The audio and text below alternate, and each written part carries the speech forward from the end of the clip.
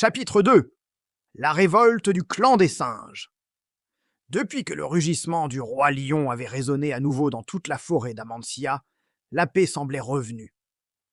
Mais dans les hauteurs des grands baobabs, Kippa, le chef du clan des singes, remuait des pensées sombres.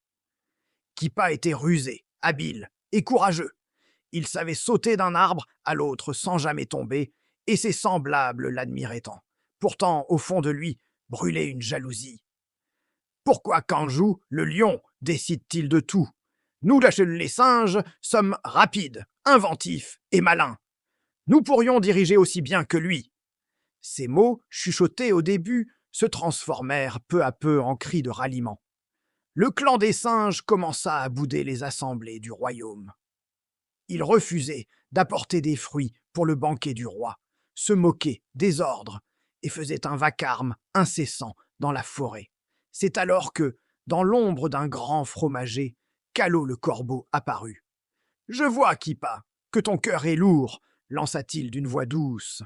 « Que veux-tu, oiseau des malheurs ?»« Rien, si ce n'est t'aider à obtenir ce que tu mérites. Si le lion n'a plus d'opposants, il se croit tout-puissant. Mais un royaume sans équilibre tombe. » Les yeux de Kippa brillèrent. « Et comment proposes-tu de rétablir cet équilibre ? Crée le désordre, bloque les chemins, fais comprendre à tous que sans les singes, rien ne fonctionne.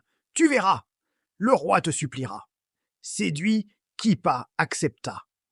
Le lendemain, dès l'aube, des dizaines de singes descendirent des arbres.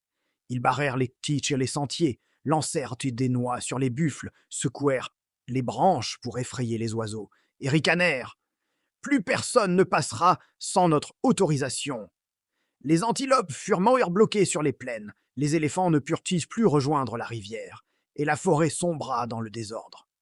Alerté, Kanjou réunit son conseil. « Si je rugis, ils croiront que je veux les écraser.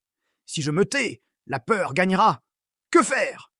C'est alors que Séfou la tortue, la plus âgée du royaume, leva lentement la tête. « Majesté, les singes sont comme le vent. Ils ne se calment pas par la force, mais par le jeu. Lance un défi à Kippa. Montre-lui que gouverner n'est pas grimper, mais écouter. » Kanjou acquiesça. Le soir même, il se rendit seul dans la clairière du clan des singes. « Kippa !»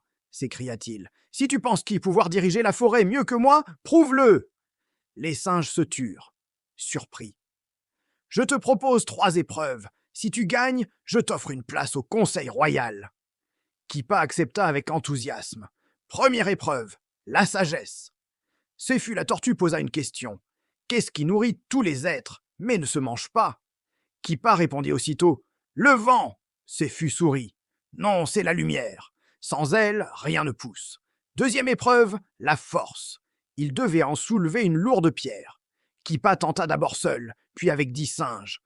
Kanjou, lui, demanda l'aide des buffles et des éléphants. Ensemble, ils la déplacèrent.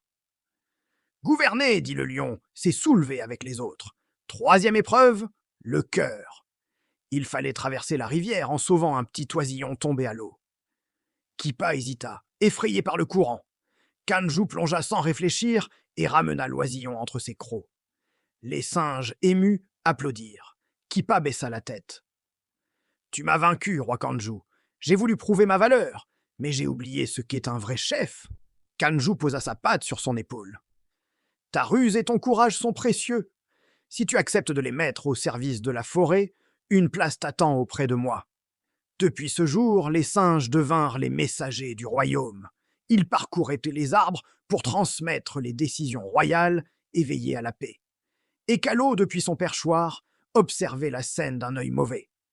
Il avait échoué à semer la division, mais il ne comptait pas s'arrêter là. Morale, l'orgueil transforme les amis en ennemis, mais l'écoute peut les ramener. Suite, Calo prépare un nouveau piège. Un piège plus sournois, plus dangereux.